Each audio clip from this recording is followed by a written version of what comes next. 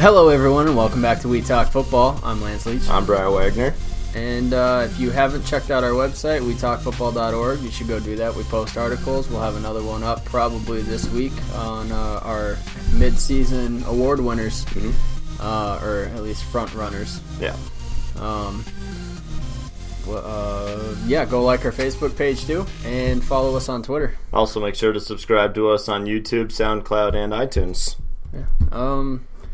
Alright, so we'll start off like we always do with our review of the previous week. I'll kick it off with, how about the Raiders? Setting a new NFL record for most penalties in a game. I like that. The first they broke the record, and then that penalty got declined, and then they broke it the following play. Pretty impressive. So really and truly, they should have had one more additional penalty than what they're given. The most impressive part, though, is that they still managed to beat the Bucks despite setting the record. They won it in overtime, 30-24. It was a great game. Great play at the end by Derek Carr and Seth Roberts. It should have been Amari Cooper. I probably would have won my fantasy game. It was altogether. It was pretty fun to watch. It was a good effort on the Raiders' part, but the Bucks totally being unable to take advantage of the gifts they were given. Mm-hmm. I think it was 200 yards of free yards and penalties alone. Derek Carr, 500 plus yards, 16 yards or something, 4 touchdowns, no interceptions. Could have had one more if Amari didn't drop that one. It was a great effort on his part. Yes, it was. The Jets put up 24 points in the second half to set in place yet another Browns collapse. So close. The Jets win 31-28. Fitzpatrick continues to look like he's pissed off about being benched. Took him a little bit to get going, but once he got going, there was no stopping him. But it seems like that's what happens to the Browns. They start off red hot in the first half, and then the second half, everybody just does whatever they want to them. So... just yet another game. The addition here of Jamie Collins, coming over from the Patriots, if that might help kind of keep that defense going instead of entirely imploding like they have in the last 3 or 4 weeks in a row. I like the youth that they have there. They just need a few more veterans. That's their biggest issue, and they're trying to trade away one of their biggest ones in Joe Hayden. So yeah, but he's been injury prone since 2010. Hasn't finished a season on the field. Get someone new in there that can actually stay on the field. Matt Ryan led a late fourth quarter scoring drive to beat Green Bay 33-32. That was another really good game. That was. I really enjoyed watching that game, and what I got out of it was either one set of things or another set of things. Either one, this Atlanta offense that we're seeing really is the top offense in the league, like they are right now. And this Green Bay offense's demise has been greatly exaggerated because Aaron Rodgers and that offense did a stellar job against Atlanta.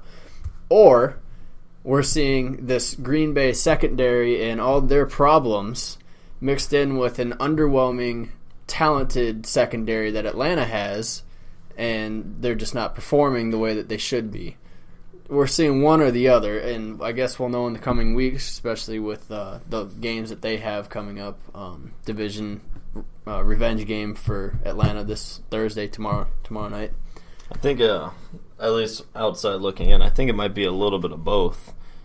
Packers, their offense has their moments where 1 week that you'll look at them and be like, what in the hell is this product on the field? Mm-hmm. And the next week they'll come out and just, beat the Packers. Mm-hmm. And Atlanta, they've been clicking on all cylinders. Their offense has been, but both defenses. Atlanta, I think, ranks 27th in defense this year so far. So, and then Packers, as we've well documented, their secondary struggles have been great. So if that's all you got, yep. How about the Redskins-Bengals game? Yet another tie. I hate ties. This is the first season with 2 ties in one season, not even back-to-back weeks, but just one season since 1997. Cousins, I think personally, looked really good. 458 yards. He threw it a lot. He was 38 for 56, set a new, I think, franchise record for most attempts in a game. 2 touchdowns to Jamison Crowder and to Reed. It was good to see him back on the field. Dalton, 27-42, 284 with a touchdown to Eifert, which I know you're a little upset that you left him on the bench, but works for you. I won. I still won. You still won. Dalton, Definitely, there was two things that stuck out that prevented each team from winning. Dalton's fumble when he was trying to do the quarterback sneak, and then Dustin Hopkins missing from about, I think, like 38 yards out. Actually, he missed 2 field goals, one before the first half closed, and then with 2:13 left in overtime. What is up with the kickers this year? The kickers are terrible. We've seen many games come down to teams losing because the kickers just aren't making the kicks anymore. Janikowski with Oakland. That game went down to overtime. They shouldn't have gone in overtime. The most prolific kicker from beyond 50 yards in NFL history, and he missed twice. Yep. So yeah, that it deserved to end in a tie, I guess is all I'm saying for that one. The Cardinals-Panthers game. That one, I was kind of iffy about whether it would look like a rematch of the NFC Championship, and it definitely turned into a rematch of the NFC Championship. Carolina jumped out to a commanding 24-0 lead. Thomas Davis got that strip sack and then scoop score, which helped jump that party going. Carson Palmer was sacked 8 times. That's surprising coming from the Panthers, who have been lackluster in the pass rush department. And then David Johnson held the 24 yards rushing. Mm-hmm. This is the Panthers that we were expecting to see all season. I wonder if they're going to be able to keep it going come this next week or two. The Cardinals. It's a good week for them to have a bye week. Yeah, they need to figure out what is going on. Bruce Arians, we've talked, offline. Teams like this, I wouldn't give them the week off. I mean, maybe shorts, helmets, and something like that. They need to get in and figure something out, fix it. And then the Chargers-Broncos game. This was the game I expected 2 weeks ago, and then the Broncos not having their head coach due to the migraine issues.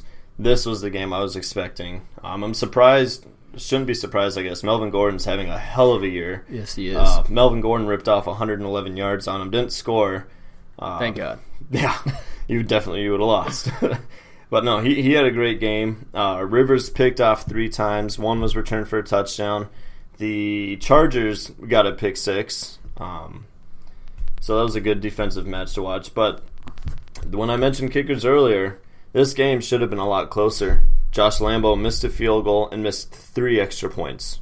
Oh, that's terrible. It should have been at least 24-27 instead of the 19-27 that it was. So, yeah. That's what I got. On to starts and sits. Starts and sits. So the way we do it is we each pick 1 start and 1 sit for each position, and once we get to kickers and defenses, we try to go with people that are out there on the waiver wire in case you're streaming or looking for a bye week fill. My start for quarterback this week is Dak Prescott against Cleveland. Now I'm going to specify because I know you have him on your bench. Okay, so we'll start with the Browns are tied for the most passing touchdowns allowed this season. And over the last 2 weeks, Prescott has been tearing it up. So if you have him on your bench and you have somebody like Russell Wilson going against Buffalo, put him in. However, if you have him on your bench and you have somebody like Drew Brees going against San Fran or Matt Ryan going against Tampa Bay, leave him on your bench. Those guys are still better plays. Prescott's just a great play this week if you have a tough matchup with your original starter or you have somebody on bye. I will say, though, Prescott, for being the rookie that he has been, since scratch week 1, first week premiere, he has been, I think, one of the more consistent fantasy scoring quarterbacks since week 2. I was looking at him, at least for our league, because our points are different. The lowest week he had was 11 points. The highest week was 16. It's a pretty good spread to be falling into. Like you said, Drew Brees is a better play. He had 1 week where he got me only 5 points, or he got me 7 points. But then he'll go next week and score 20 points. Mm-hmm. That's a huge. But Brees is going against San Fran this week, so he's definitely a start over. Yeah, unless they could start really listening to Sean Payton and start grinding that ball out more. Yeah, we'll see. Hey, it might happen. All right, my start. I think this is going to come as a shock, but it really shouldn't. Jameis Winston versus Atlanta. Mentioned it earlier. Atlanta's defense, they've been struggling lately. There's something with Winston. When he faces Atlanta, he definitely takes as the rivalry game to heart. He's 3-0 against them. He's thrown in six touchdowns in the 3 games that he's played against them. Both defenses are bad. You've got the Red Hot Falcons offense going. I expect this to be a shootout, which is going to lead to a lot of Jameis Winston to Mike Evans hookups. I expect a lot of points out of Winston. My sit, this is going to be unpopular. Derek Carr versus Denver. Carr, great game last week, 500 yards, 4 touchdowns, no picks. That was against Tampa Bay. Now he's got Denver, and look what they did to Phillip Rivers last week. Picked him off 3 times, took one to the house, held him to I think like 200-something yards. If you've got someone like Dak that you could put in place of Carr, I would. Just it'd be the safer bet.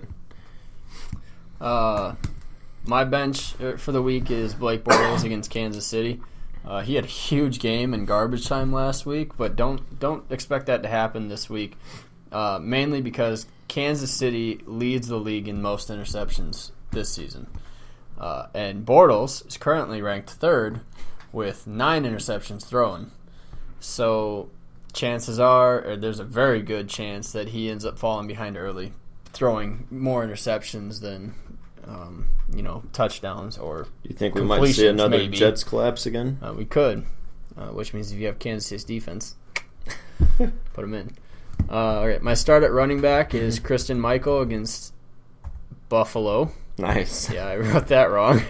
Over the last 3 weeks, the Bills have given up an average of 154 yards rushing per game, and they've allowed 3 touchdowns. 2 were against Miami, and last week against New England, they didn't give up a touchdown, but with what Brady was doing, they didn't really need to run the ball. So yeah, the Seahawks love to run the ball. Michael is currently their main back. Put him in your lineup. My start is kind of a little asterisk next to it. I'm saying start Tim Hightower versus St. Fran. I'm saying start Hightower if we either find out Ingram is going to play second fiddle to him, or if it might turn into more of a running back by committee approach. Sean Payton's talked greatly about Tim Hightower. Look what he did last week to Seattle. It was a far more stingier defense than San Francisco is, who is currently first in allowing the most rushing yards. Hightower, even Ingram, if he plays, they both should have pretty good games. As long as Ingram can hang on to the ball. As long as Ingram can hang on to the ball. That's the big if. My sit, I'm saying sit Melvin Gordon versus Tennessee. This is kind of a shock, just saying Tennessee.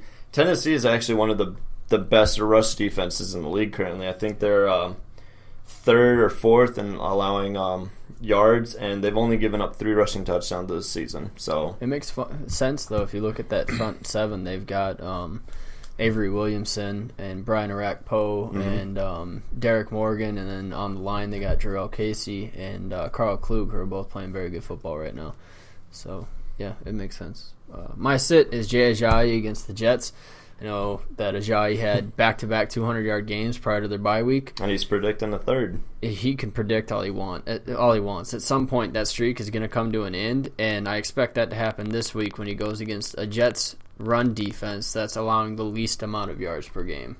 72, I believe, is what they're averaging. How much is that attributed to the fact that teams, they only have to pass deep on them? Well, which, that still would speak to he's not going to get the ball. The Dolphins have Devontae Parker and Kenny Stills, who are both speedsters, throw it deep.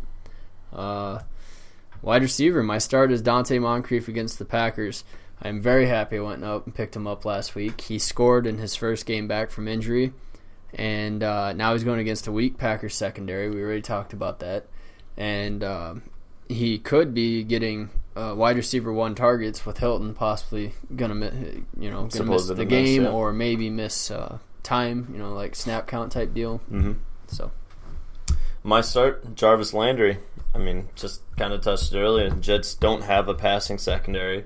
Landry hasn't been putting up the point or the yards or the points or however you want to spin it that he should be, mostly because Miami's just they're all sorts of discombobulated on offense, but I definitely expect Landry to at least have a breakout game, or even the 2 other receivers Lance said, Devontae Parker or Kenny Stills. Yep.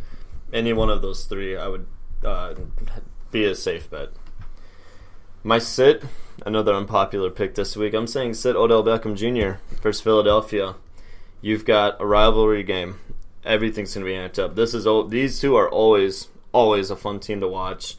But the Eagles, middle ground when defending against receivers receiving.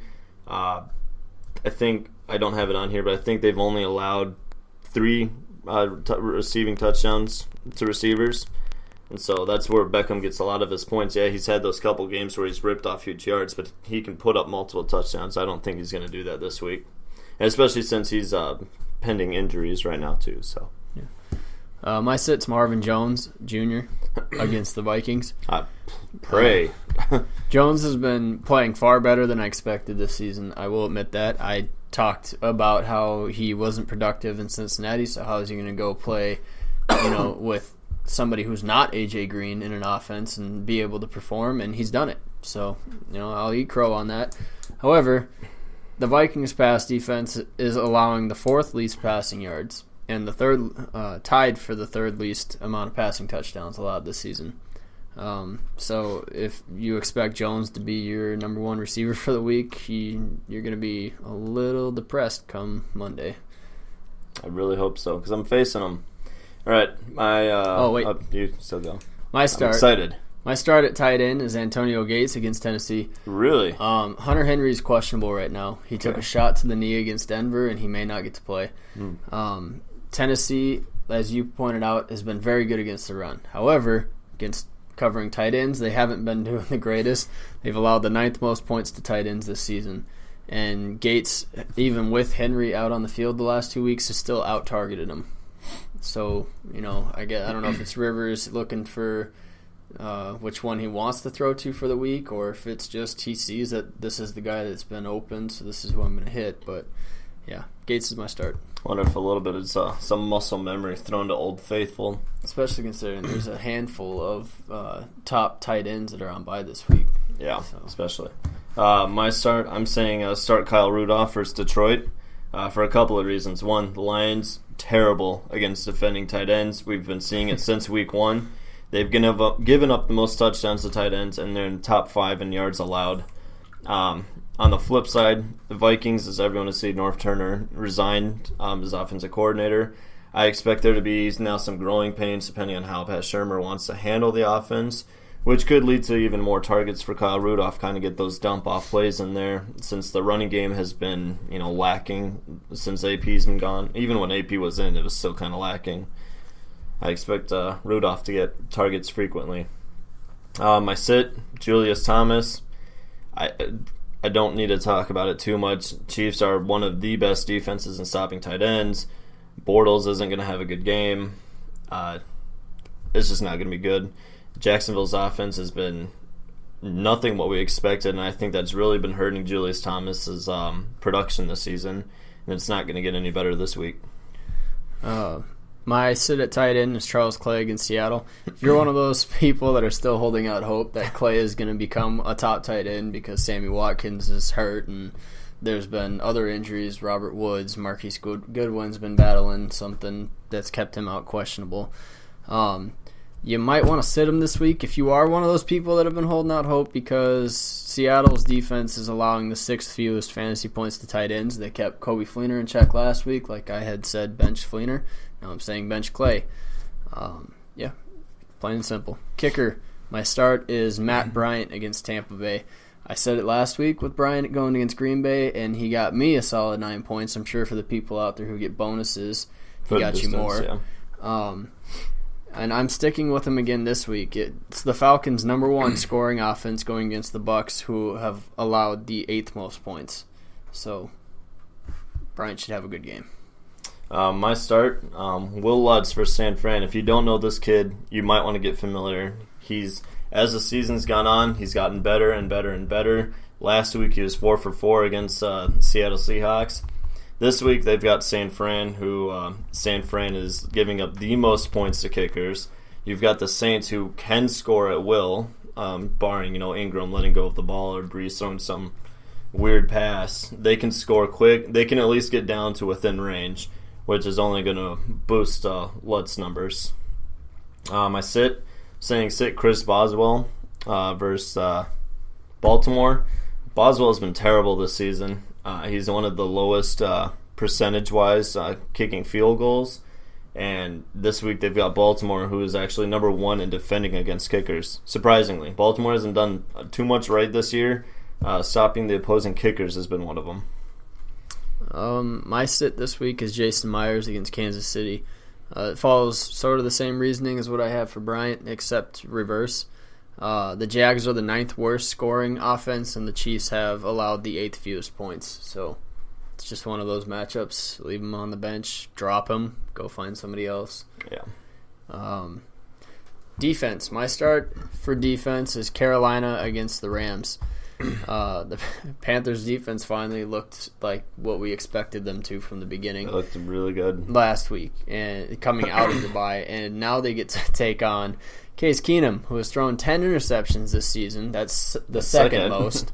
And he's had 6 of those in the last 3 weeks prior to their bye week. So, including that 4 interception game, where I think 2 of them were taken back to the end zone. Yeah. For sure 1, I think 2. Carolina could have a field day. Do you think this is the week that we see Jared Goff come on the field? I think it does. Yeah, you think I think this is happen. the week?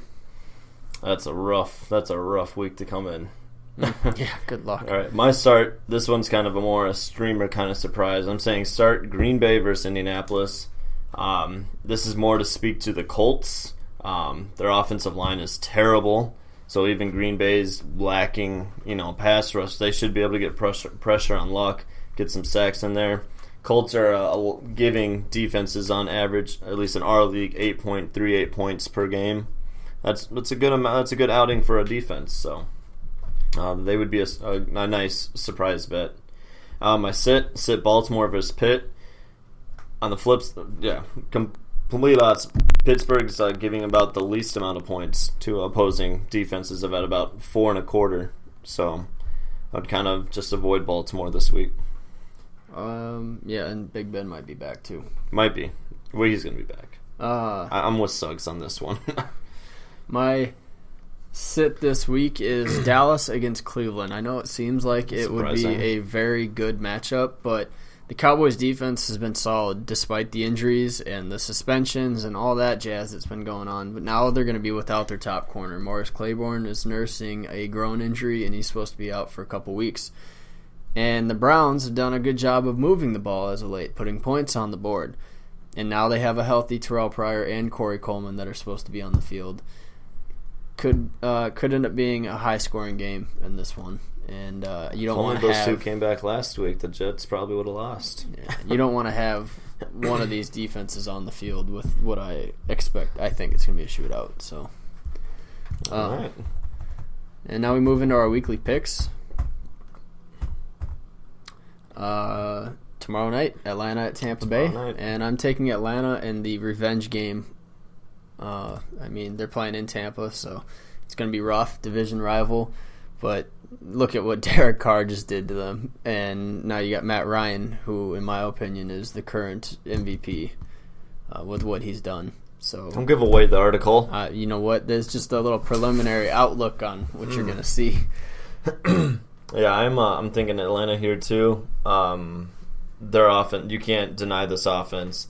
And again, what we saw to Tampa Bay, and I saw an article earlier that coaches are worried because their corners played 96 snaps, which is about the equivalent of 2 games. They played it in 1 game, have a short week turning around. Ryan's going to shred this team. Yep. We got next Pitt at Baltimore. I'm going to take Pittsburgh in this one, even if Roethlisberger's out. Baltimore, they've been sliding hard. I don't see that changing in the future. Their first 3 games that they won were against crap teams to begin with, so they probably shouldn't have even won them. So I like Pitt in this one. Yeah, I'm going with Pitt too. Like you said, Roethlisberger may or may not be back. If he's back, it's not even going to be a competition. Mm-hmm. If he's not back, Baltimore hasn't been able to stop anyone. We finally, a couple weeks ago, we finally saw that big weakness in their secondary. Everyone's been exploiting it since. And even with Landry Jones in there, all he has to do is just dump the ball off the belt, and I'm sure it'll be exploited. So, and I would be completely all right with that. But you would. Yeah. Dallas at Cleveland. I'm going with Dallas. I think it'll be a shootout. I just think that Prescott's got the poise and composure of a 10-year veteran with the way he's been playing. So Dallas. Yeah, I'm taking Dallas. It may put up a lot of points. I don't think it's going to be a shootout like you think it's going to be. They've got Dak. They've got Ezekiel, who kind of, in my personal opinion, is maybe the front runner for MVP right now. Ezekiel, we're not going to talk about it right now. But their defense has been playing solid. They're missing their corner, but it's still Cleveland. Let's not forget it's still Cleveland, who finds every way possible to lose games. Next, we got Jacksonville, Kansas City. I'm taking Kansas City's defense to completely shut down Jacksonville's lack of offense. Nick Foles is playing. Yeah, Foles is playing in place of Alex Smith. Supposedly he doesn't have a concussion, but it's just kind of a precaution. Foles looked good last week. He was hitting Travis Kelce, damn you, and they were moving the ball fairly well. It didn't seem like Kansas City missed a beat at all on offense. I'm going with Kansas City also, more because of the way that Bortles has been playing and how good this Kansas City defense is, especially when they can get turnovers, and that's what Jacksonville is doing. Especially at home. Yeah, Kansas City's at home. Especially, and we've said it all season. They're terrible at home. Yeah, so I'm taking the turnover battle in this one, and Kansas City's going to win that. Jets at Miami. I am going with the Jets. I'm going with the Jets. I think that Fitzpatrick's still playing mad. It's kind of a toss-up. I mean, Miami isn't the greatest this season either, but the Jets haven't been playing with what we expected. But Fitzpatrick's been playing well since he's been benched, and maybe he'll carry over that second half performance into this game and keep it going. Plus, Tannehill hasn't played well either, so it's not like either quarterback's doing extremely great stuff. I'm going to actually take Miami in this one. I'm going to take the home team. It's a division game, so it should be good regardless. Regardless of how bad the teams have been playing. Jay Ajayi has been running well. He hasn't ran against a New York Jets yet, but we saw what he did to Buffalo, shredded them. We saw what he did to Pittsburgh, who hasn't been playing well on defense, shredded them. He can catch the ball out of the backfield. They've got three burners that could easily take advantage of the Jets' secondary. Tannehill hasn't been playing great, but I think look back to the Seahawks game. Tannehill played pretty well in that Seahawks game and easily could have come out and won. They did win that game. Did they? Did they? I don't know. No, I think they lost that one. But I think they barely lost, and they easily could have won that game. And it definitely wasn't Tannehill's fault that they lost that game. So, yeah. Next, Detroit at Minnesota. Oh, man. Minnesota's making it harder and harder to pick them, but I'm going to go Minnesota again. It's still a Mike Zimmer-led defense. They're not going to let Theo Riddick. They're not going to let Riddick pull out Jordan Howard. It's not going to happen. Boy, was I wrong with that one. Pat Shurmur, he's been with Bradford for like a couple different places, not just here. I don't think the offense is going to miss a beat. It might even be more streamlined to Bradford's liking. We might start seeing Bradford start playing a little bit better. He's been pretty just pass happy, just missing passes that he shouldn't be missing. Maybe Shurmur, that familiar voice in his ear, might help calm him down, rein him in a bit. I'm going with the Vikings too. I kind of feel like I should start picking against them, maybe get them back on track. It might be jinxing them. I don't know, but I'm going with the Vikings. They're playing at home. I've been in that stadium. It is outrageously loud. Ridiculously the fans are expensive. Fans are fantastic, and I guess it's more the Vikings defense. I think can shut down Stafford, and that's what's been carrying Detroit so far this season. That's what has helped them get 4 victories. So, yeah, going with Minnesota. Philly at New York Giants. That is. I'm going with Philly. Another miracle in the Meadowlands? Maybe. No? Maybe. We've got 2 of them already. No, I think that what we saw last week was we all viewed, or at least most of us viewed, Dallas as the top team in the NFC East and Philly as the number 2, and we weren't sure how close it was, and they showed that both of them are very good this season. They are. And by forcing that game into overtime. Dallas came back to force it in overtime, which I thought was impressive in itself. I don't think that the Giants are able to compete with these two this year, let alone Washington. I think the Giants are at the bottom of the barrel in the NFC East right now. So I'm going with Philly. This one actually, to me, NFC East, they're always a tight knit group. If this turns into a shootout, if this turns into a shootout, Philadelphia doesn't have the receivers to be able to take it deep. The Giants do, and the Giants they have a consistent running, or at least we know what their backfield is going to look like. I have no idea what's going on with the Eagles' backfield. They've got Sproles running it in between the tackles. Did you hear what Doug Peterson said? Yeah, that Matthews is the number one guy, but he got 8 snaps last night or on Monday or Sunday night. Yeah, their head coach Sproles is 56. He has no idea what's going on. I'm going to lean to the Giants in this one. They're at home. They're a little more consistent, and if it turns into a shootout, I don't think Philadelphia has the weapons to be able to keep up. Carolina at LA. I'm going to take Carolina. I don't think their defensive performance, I don't think that was a fluke. I think we'll start seeing that a little more as the season goes on. I think it might be too late for them to make a run for sure for the NFC South. I don't think they're going to catch the Falcons being where they are at 2-5 right now. If they could win out, I don't see that happening either. They might sneak in a wild card, but they should have been playing better from the beginning. But I think we're going to start seeing what we expected from them in the beginning of the season. And Case Keenum hasn't been looking good, and we might start see the future of Jared Goff here. Yeah, I'm going with Carolina also. I originally was going to go with the Rams, but talking about Carolina's defense, I talked myself out of it. So I think Case Keenum's going to be the Rams' downfall in this game, and the Carolina defense is going to be what boosts them. I mean, look what Carolina did to David Johnson. Todd Gurley, if he runs into a tough game, he hasn't been playing good. Yeah, he isn't been doing good at all this season, so they can't even rely on that. Yeah. New Orleans at San Fran, I'm definitely taking New Orleans in this game. Who dat? Their offense is way too powerful, and San Fran doesn't have an offense that can take advantage of how bad the Saints' defense has been this season and last season and the year before. Hey, we got it. All right. No, I'm taking New Orleans as well. And, their defense as of late, they've been starting to look a little more. They've been week in and week out, they're starting to look better and better and better. They've got Sheldon Rankins coming. He should be playing this week. They've got Delvin Breaux, who's supposed to be back this week. Those are two key pieces there in that defense that should at least be able to shut down San Fran's inept offense.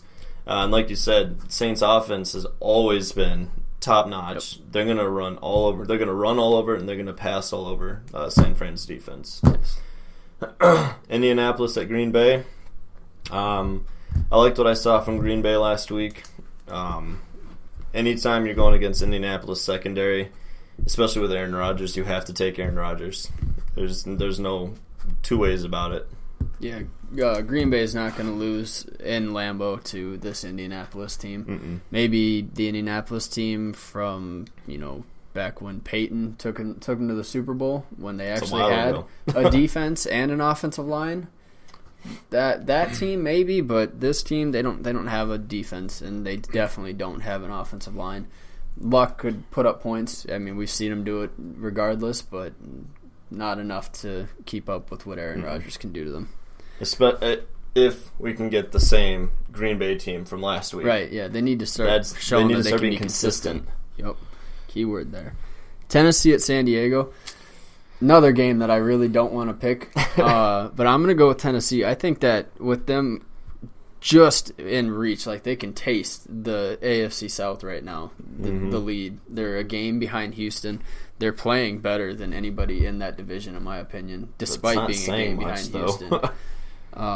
And I like what Marcus Mariota has done lately. I like that last week we got to see Derrick Henry and DeMarco Murray both stick it to Jacksonville. Mm-hmm. And I think that now that they've got that, and with Murray nursing, I think a foot injury or something like that. He's still expected to play, but with what Henry did, they now know that they don't have to force him to have 30 carries a game. They can drop him back to 20 and give Henry the other 10 carries, and he'll do something with it.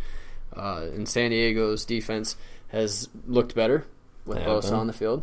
That pass rush has improved greatly. But I think that Tennessee has too much power and that they will wear down San Diego.